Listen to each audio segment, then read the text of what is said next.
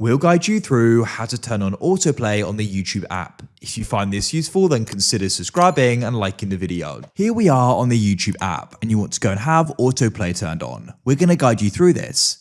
Now, there's different types of autoplay, so make sure it's just full guide, step by step, and don't skip anything. And so you're going to know the different ways it can be done, and you can decide what autoplay you want on, maybe both or maybe just one of them.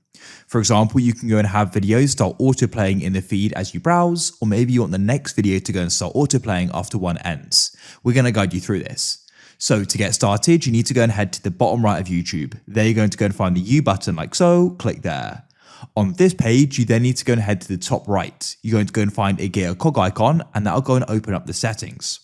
So to go and get started, go and scroll down like so, and you need to go and find the option for playback in video and audio preferences, the second option in this section. Now, as you can see at the top here, we've got the switch, autoplay next video. So you want to go and turn that on like this. And then what you want to do is go and find playback in feeds. This is what I was talking about, the autoplay in feeds. So you can go and tap there. You can choose whether you want to have it always on or Wi-Fi only, because of course this will go and take up data. So you may want to go and have it set to only when you're using Wi-Fi. If you don't mind though, what you can do is go and select always on. That's it. We can come back and now you should have successfully gone and turned on autoplay. It's that simple. If you found this useful and you want to see more guides like this, then please consider subscribing and liking the video.